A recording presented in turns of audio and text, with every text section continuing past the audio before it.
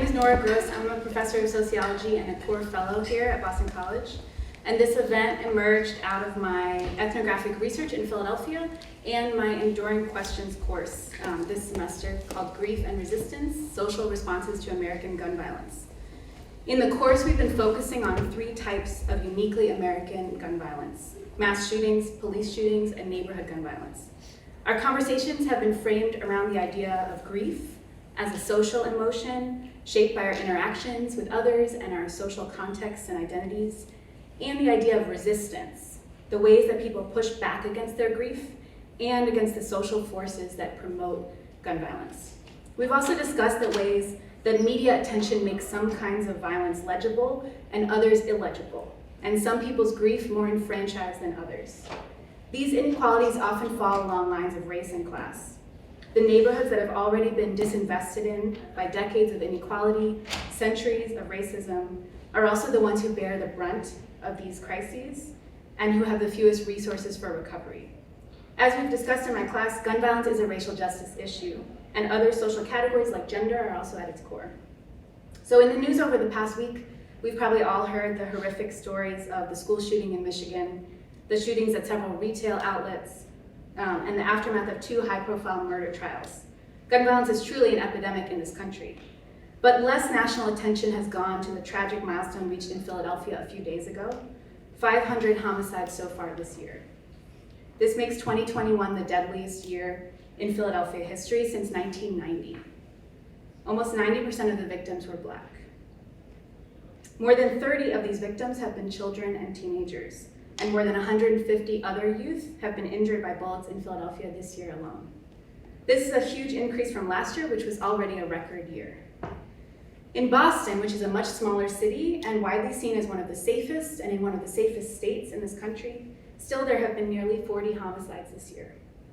As we've been discussing in my class, gun violence does not just wreak havoc on a body, wounding it in ways that transform how someone can live or pulling life from it completely. Gun violence does not just transform families, making children parentless or parents childless. It injures communities, communities of friends, classrooms, school communities, neighborhoods, and too often grief is disenfranchised and not given the space to be expressed. So this is why I'm really glad that you're all here today to watch this film and to hear from our speakers and engage in conversations yourselves. So here's the plan for this afternoon. First, we'll watch a short documentary called Our Philadelphia, which takes you into the lives and emotions of a group of teen boys from one high school. It was filmed and directed by a team of young people between 2018 and 2020, all students or recent alumni of Boys Latin Charter High School of Philadelphia, in collaboration with me and Drawl House, an incredible production team based in Philly. We are lucky to be joined by Jaylen Frisby, who was part of the team of Boys Latin students.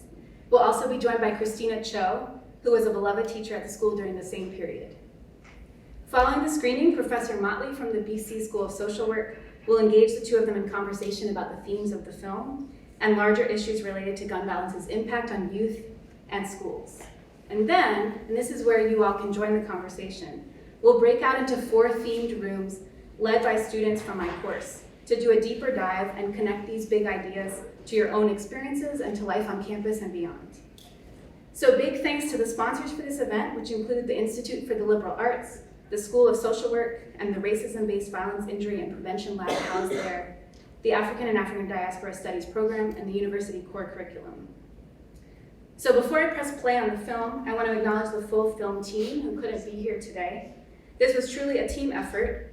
I want to acknowledge Corey Johnson and Melvin Floyd, who conducted the interviews with their peers that became the foundation for the film. Sahir Copper filmed additional footage.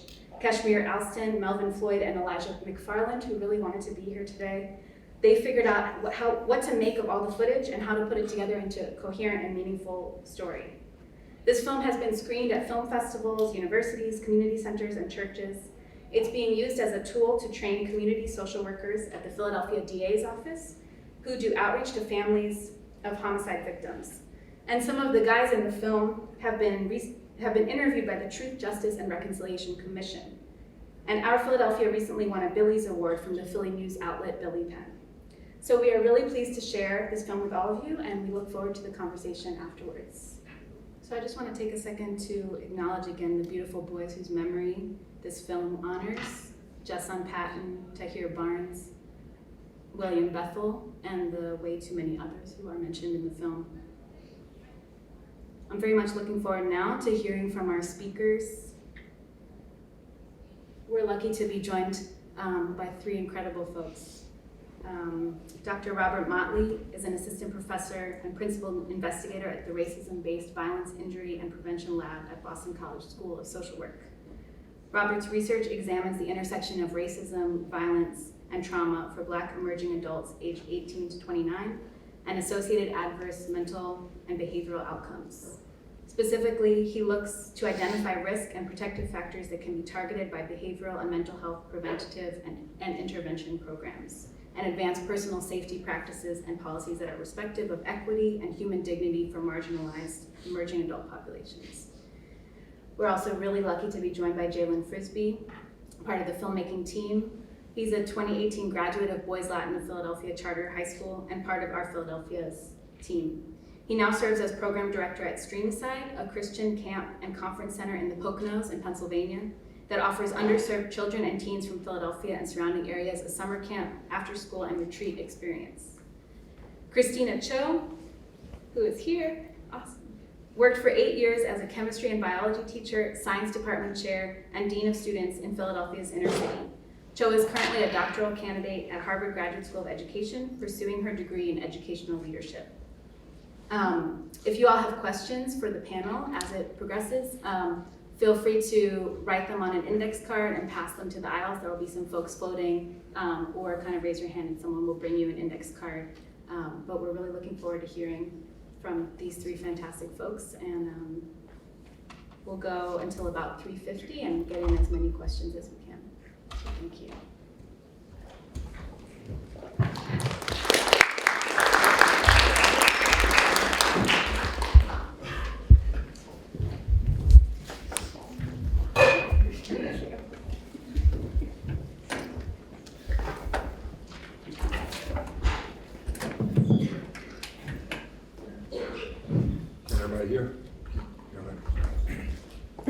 I definitely want to thank Nora. I think this was a wonderful documentary, really highlighting and showcasing kind of the spectrum, the emotions and thoughts that these young gentlemen were dealing with, with multiple losses in their lives, and really just highlighting just the various ways that gun violence impacts population, particularly Black boys, which we saw in the documentary. And I definitely was grateful to get a chance to sit down with Jaylen and with Christina and some of the students yesterday, and had some great conversations about this. And I know this is kind of, you were there during the time, Jaylen, and filming. But really, my first question for you was, what really got you involved in the project in the first place? I would say.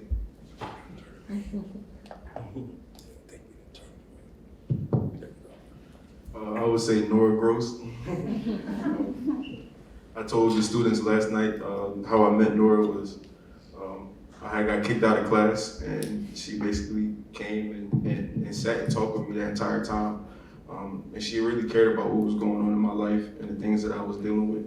And after that, it was like we met every single day to talk. And she never was staff or faculty, She never treated me like I was a student at Boys Latin. She treated me like a person. She talked about how I felt. She tried to pull my feelings out of me. And when we started going through, the deaths and the situations, she tried to figure out, her and this beautiful woman sitting next to me, how I could get more involved in kind of, like we said, the healing process of all of this. So. And looking back at this film, this was, 3.5 years ago. Was it any types of thoughts or feelings that you had sitting there and looking at your peers and thinking about, those times? Yes, watching it is always hard, always. Even sitting here now, kind of trying not tear up, but like my friend Elijah McFarland, that part where he's kind of like counting on his fingers how many people have he lost. Even after the film, he lost several more people. I think about 5 or 6 more people people after the fact that were his brothers and his family. So honestly, watching it is hard because it is a depiction of what we were all going through at that time period, what we were all struggling with. And honestly, we didn't know how hard it was. So it is genuinely hard to watch after the fact, but I enjoyed watching. I'm glad that you guys had the opportunity to watch it. So. And now transitioning to Christina, I know that you were a teacher and an administrator at Boys Latin, and so during those times, so what did you kind of see, being there? And I know that, from talking to you, you were kind of really active and played an active role. Kind of tell some of the stories about you. Reminding me of the teacher that I had in high school who was no nonsense, would not let you be less than your best self, and sometimes you need people to really believe in you, and you can see the genuineness of them believing in you to push you to try to live up to your full potential. So what I want to ask you was, what were some of the things that you saw happening with some of your students during that time? Yeah, so you'll have to excuse me, I'm shaking a little bit from watching that video. So I noticed something that was actually it was heartbreaking and heartwarming at the same time, which is the days after the deaths of students, so including Tahir, Jassan, and Bill, Saeed, Kari, KJ, so on and so forth. The students would come to school the next day and you see them walking up to the building. And as they're walking up to the building, their faces are almost like stone cold, right? Like straight faces, not trying to show any emotion. And then as soon as they entered that threshold of the building, we as the staff were all kind of around the lobby area to kind of catch the students as they came in.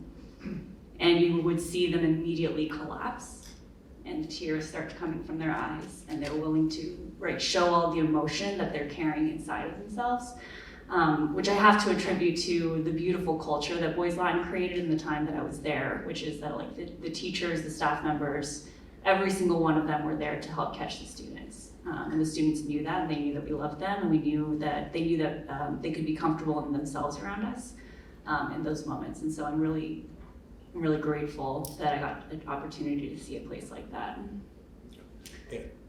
And still sticking to that, was there any, I guess, new things that the school and staff tried to implement during those times to really support the young people? Yeah, I don't know if I'd say it's new, but it's definitely, we would bring in counselors from the city. So there was a service in the city that would provide counselors, extra counselors to come into the building, and the students would have the opportunity if they needed to ask to go and speak with the counselors. We also had spaces set up throughout the building where students could go if they couldn't sit in class for those moments. All of our teachers gave the students the excuse of if you need to put your head down at any time, if you need to step out for anything, just do it, right? We just kind of gave them the agency to do what they needed to do to take care of themselves in those moments. Teachers did a really great job of giving kids extensions on assignments, right? Whatever really was needed in those moments was provided to the kids. So creating the atmosphere where kids could really feel like they can concentrate on themselves and not be so stressed out about the academics at those moments. And I know in the film, one of the gentlemen was really talking about the importance of having a support system. So a lot of youth, particularly in these, marginalized, predominantly Black, under-resourced communities, deal with parents who are incarcerated or not in their lives or not having a support system. So for you, Jaylen, during those times, what was it? Some of the people or supports that you found that was very valuable in your life at that time. Again, that goes back to the lady I'm sitting next to and to Nora. And there was other teachers in Boys Latin that were really invested in me and in my life. And I can't thank them enough, honestly. I wouldn't have been so in touch with my feelings at that time period if I didn't have them. And that goes for a lot of us. Is honestly, we didn't know what we were going through. You lost somebody and you kind of just dealt with it. And he said that in the video. That you move on the next day. And if you don't move on that next day, you move on next week. And you kind of just make it your regular life. And so what Ms. Cho did for me and what Nora did for me was not only bring out my emotions and my feelings, but help me understand that I needed to work my way through them. that I couldn't just live with this grief, that I couldn't just live with this. And even going to last night, we're still having the same conversation 4 years later because I'm still processing things 4 years later. I lost people after Boys Latin. I lost people while I was at Boys Latin, but the pain never goes away. The hurt never goes away. Missing them never goes away. Wishing they were here never goes away. So it is a genuine process, but having these two people, having my mom, most importantly, having my sisters there for me was really what I needed at that time period. People that understood what I was going through, or even if you didn't understand what we were going through, just letting us talk it out, letting us get our words out, letting us put our words together and get our thoughts together on how we were feeling. So, my entire support system, because honestly, I can't even sit here and name to you everybody that kind of invested in my life, but I also like to shout out Dr. Tennant too. He was the principal at the time, but he was really, really in tune to each and every one of us. He made us feel like individuals. He made our pain feel like it was individual. How we all kind of genuinely were going through gun violence and grief, but he made us feel like he cared about each individual one of each and every one of us, if that makes sense, but as individuals. So that support system I had, I'm forever grateful for. I still have it to this day. And Christina, with you being there, I know you're not there now, but is there anything that you feel that the school could have did more of during those times? Because it's one thing to, all of us maybe have lost someone, but when you're losing, 3, 4, 5 people within a year, that can weigh heavily on an individual. And I know I learned yesterday from Nora's class, her students, the difference between grief and grievance, and so it's like, everyone goes through their grief, when you lose a loved one, but then grievance is almost like those maladaptive coping things that you may engage in as a result of the grief, that it can really do harm, not just, to yourselves, but to others as well too. And so, in thinking about that, a lot of them were grieving, and some of them may have cross the threshold into grievance. And so when you think about that, what are some of the things that you feel maybe the school could have did a little bit more? Yeah, I think about this like every day, every single day. On my phone screen, actually, well, now there's like a bunch of messages on there so you can't see, but the background is pictures of all the boys that we've lost from Boys Latin. And so this is a question that comes to mind very frequently. It's in fact one of the core drivers for why I'm getting my doctorate in education leadership, is to go and figure out a way to make this happen. But I think two things come to mind. One is critical pedagogy, which is coined by Jeff Duncan Andrade. And it's this idea, this teaching method, right, where you empower students to take their learnings, take their passion, take their pain, and turn it into action. And so I think that something that Boys Latin could have done is provide training for staff members around that, so that it would be interwoven into the different curricula and pedagogies of all the classrooms, where students are really taught how to use their newfound knowledge, their pain, their traumas, and turn it into something that contributes to a positive outcome. So that's one thing that comes to mind. Another is community schools model, which you can find in Oakland Public Schools amongst many different, Oakland Unified School District. They have 50 schools out of their 80 are what we call community schools, which is essentially that the school serves as like a central hub, and they have connections with organizations, with services outside of the school setting specifically, social services, things like that, that could potentially provide more long-term support. I think that we were really good at doing the, all right, a student was shot and killed yesterday. What do we do this morning as students are coming in, and what are we going to do for like the 1 or 2 weeks that follow? Which students do we need to keep like a close eye on for the next month or so? But when we think about the trauma that comes from incidents like gun violence, it's not something that goes away after a week, a month, a year, right? Like this is a lifelong healing process. And I think that by bolstering our community organization involvement, we might have been able to reach more students for a longer period of time. And sticking with that, Jaylen, I mean, you born and raised in Philadelphia, and as Nora, she just pointed out, you're having the highest rate of homicides this year. Being from Chicago, I'm definitely used to just growing up in those similar environments. But looking at your own situation, what are some things that you feel that the city could do to kind of curb the violence that you're seeing in your communities? Honestly, I don't know. And I say that for a thousand reasons, because me and Nora were kind of shooting thoughts back and forth earlier, and we were going for about an hour, hour and a half on just the various reasons as to why gun violence actually happens. And so the reality is, you can't put a pin dot on it. You cannot go, this is why this is happening, this is why it's happening, this is why it's happening, this is why it's happening, this is exactly why it's happening. Because the majority of the violence is senseless. But it comes from heartless people, and that heartless, you're not born heartless, you know what I'm saying? Like, you're not born not caring about the next person. You go through things in life where you kind of adapt to your environment, you adapt to realizing, like, I asked Ms. Cho yesterday, and I'm sorry if it was insensitive, is she numb to it yet?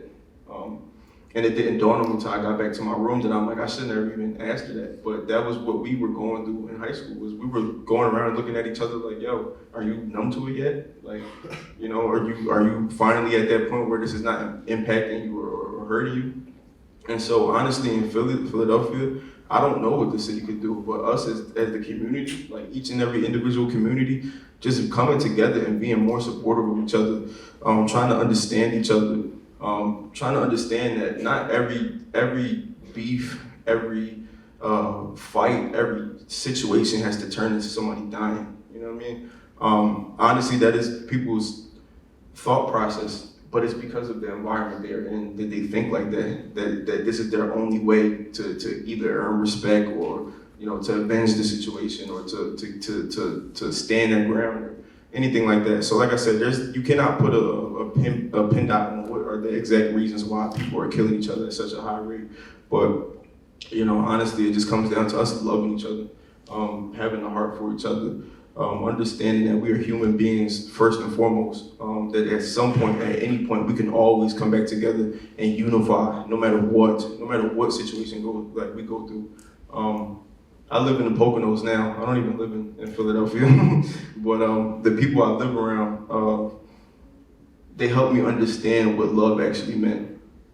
I didn't have that in Philadelphia. I didn't have that thought process of what loving the next person means. It means actually caring for them, caring about their problems, caring about their struggles, caring about when they're happy, caring about the things that they go through when they're not speaking. You know, I didn't experience none of that until I moved outside of Philadelphia, where people actually genuinely care about, like, I'm going to the grocery store and people are asking me how my day is.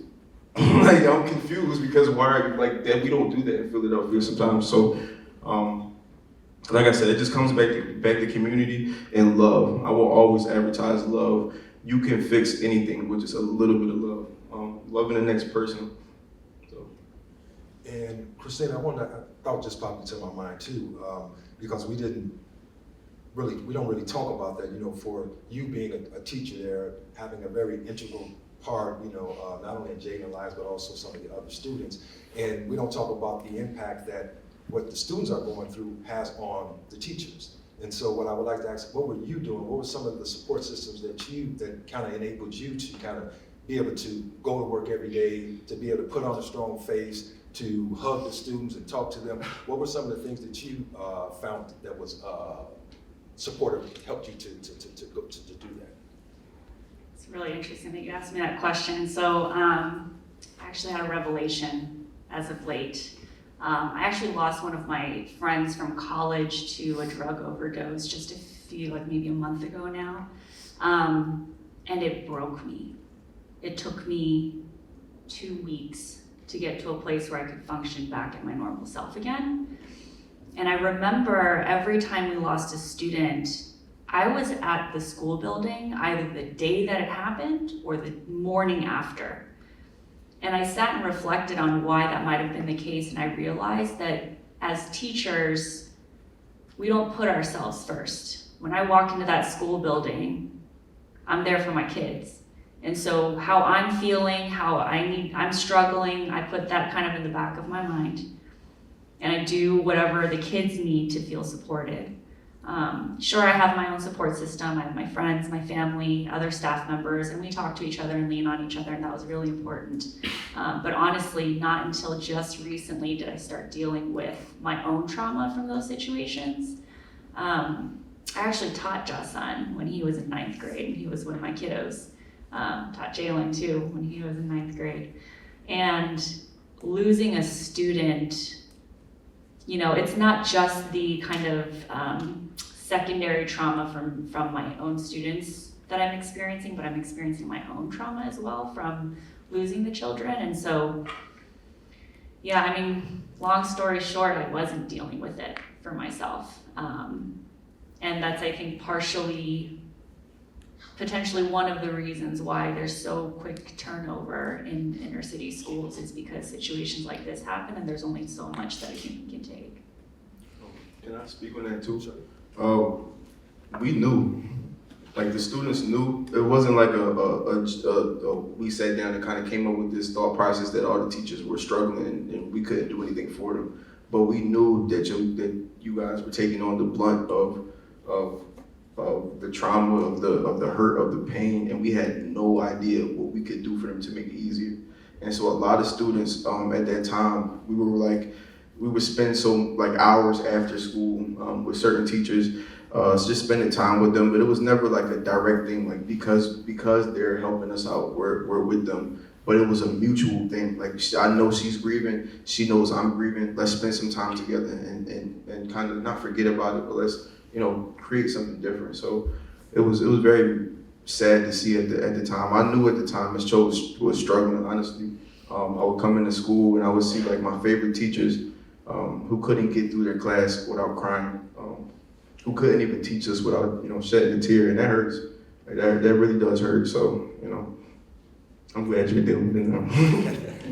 No, that's I love to hear those things because, you know, so many times teachers are, you know, they're supposed to be, you know, there to educate the children, but, you know, your job expands, you know, all of those things because, you know, what I learned is that you guys were in school from 8 in the morning to 5 in the evening. So they're with the teachers that long, and you weren't going home until 10 o'clock at night. So, you know, so I just want to say, you know, teachers, we need to give them the you know, more credit than we give them and more money than we give them They for doing all the money things too. that they're doing because they play an intricate role, and especially when you have teachers who genuinely care, you know, about the positive and healthy development of the students that they're working with.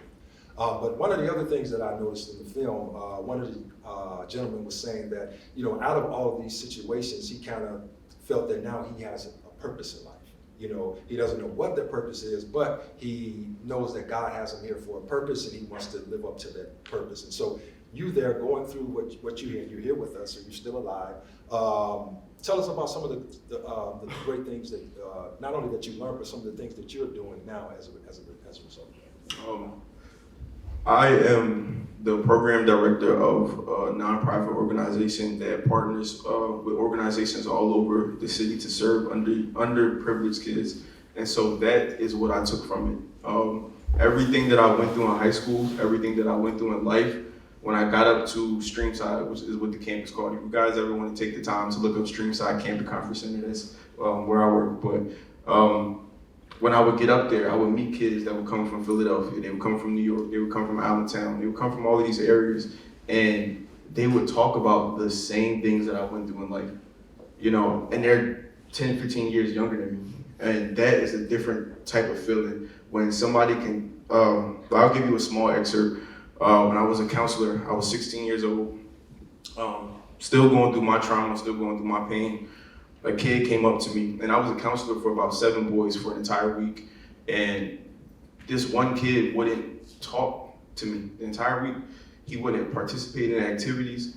He wouldn't smile, in all honesty.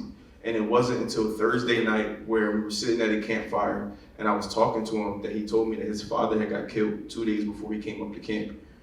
How in the world did we expect to have, like, bring him up to a camp and have fun when his dad just got killed? But it was something that's like that I was like, I know exactly how that feels. I know exactly how it feels to lose somebody and then have to kind of put on this fake facade the next several days, months, however. I was depressed. I went through a really bad depression. I had kids coming up to me telling me that they're depressed. I got bullied when I was 10 years old, really, really bad for small reasons, but I had kids coming up to me telling me they got bullied. And so I started to realize slowly that everything that I had went through in my life, I had went through for a reason, and I was supposed to grow from every single situation so that I could turn around and help these kids. And how this goes back to the question you asked earlier, what can the city do? And honestly, I feel like that's part of it, hitting that younger generation, helping them understand before they start hearing those outside influences and getting those, because sometimes it's family and it's friends, but with getting them before they have those influences and showing them that there's a different path to life. I was telling them yesterday that some of those kids, they get off the bus to their camp and they look around and they go, it is nothing but trees here, and they start smiling because back in there and wherever they're from, they don't experience it. They don't get to see that. They don't get to breathe that fresh air. And so, that was one thing for me that I had fully realized that I was like, this is what I'm supposed to be doing. And I've fully given my life I've fully dedicated my life to living for other people because of that. I'm no longer a selfish person. I think I was in high school a little bit. But I live my life now for all of my friends that passed away. I live my life now for the younger generation so I can at least try to show them it's a different way of life. There's so many things out here that you can experience, traveling, getting on an airplane. And I was telling Nora I was so nervous to get on the plane to come here, but you don't do it often. So, but I want to give kids that experience. I want to give them and show them that there's a different life so that they don't choose, these other things, because sometimes they think that this is their only option. When you're like 13 years old and this is what all of your friends are doing, you think this is your only option, but it's just a thought. There's so much more out here in this world to experience. So. And I don't know if there's Are there any questions from the audience? Yeah, I have a question. Can everyone hear me okay? Yep. My question is for Jaylen. So, what are some additional programs and healing services in the state of Pennsylvania that boys from Boys Latin can benefit from? Because you said you grew up in Philly, which is supposed to be the city of brotherly love, but you never experienced love until you went to the Poconos. So, do you think moving forward, more boys from Philly should go to Poconos or York, Pennsylvania, or Gap, Pennsylvania, to experience a different environment and a different atmosphere? I will always advertise getting out of your normal environment and experiencing this world. Even going to third world countries and kind of seeing how they live. My mom came back from Egypt and she was telling me that people in Egypt live day to day. We plan our lives out in the city thinking, we got a 5-year plan, a 6-year plan. But she was like, in Egypt, she realized that those people live day to day. They live their life not knowing whether they will live tomorrow or whether they will have something to eat tomorrow, whether they will have be able to feed their kids tomorrow. And I think that's something we can always be grateful for, especially in America, is that we have the opportunity to plan ahead. We have the opportunity to experience other things. And so I'm not going to lie to you. I do think in Philadelphia, I did say I personally didn't experience love until after the fact, but Philly itself is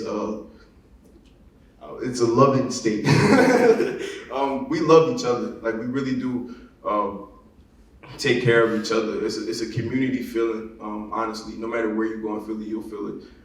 It's just when you get down to the nitty gritty, it's bad sometimes. But honestly, and I don't know if Ms. Cho can speak on this, when you are in Philly, you feel it. When you're walking down the street, people are talking to you and, real nice to you and it's to go back to your original question, I will always advertise getting out of your normal environment. I do wish that there was more organizations planted in Philly that got kids outside of Philly, got to show them the different things that they can do outside of Philly, show them the different experiences they can get. But also, when I was in high school, they had a scientific program. I don't remember what it was called. There were many scientific programs, Yeah. which you'll have to give me more than that. Well, I'll put it like this. In Boys Latin, I was able to travel to Texas. I was able to travel to Penn State. I was able to see Princeton. I was able to do things that I never thought I would do. I never thought I would get the chance to do. And shout out to Ms. Flanders for helping me do that.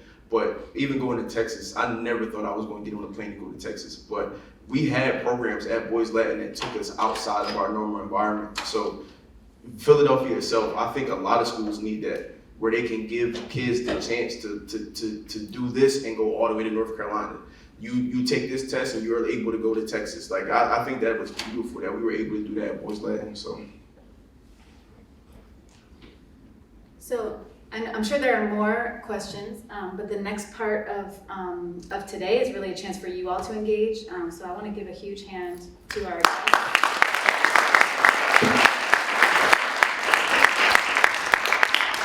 And they'll be sticking around, so feel free to come up and ask them questions. But now is the time when you all get involved. And so we have these 4 breakout rooms that are being led by first-year students from the Grief and Resistance Enduring Questions course. They're covering 4 really different topics, a bunch of which came up in this conversation. So there's a lot of good fodder for you all to engage. And so what I invite you to do, take a second and take in these topics. Think about which 2 you're most interested in thinking about and talking about together. And then go outside and grab some pizza, some sustenance, take a breath, and around 4 o'clock, go to the first room that you want to engage with. We'll do a 25-minute discussion. Then we'll do a little swap, go to the second room that you're interested in, and then just before 5, we hope that you'll stick around and come back, and we'll do a really brief closing. But I know that my students are really excited to engage with you all, and we're really excited for this next part. So thank you for being here and for sticking with it.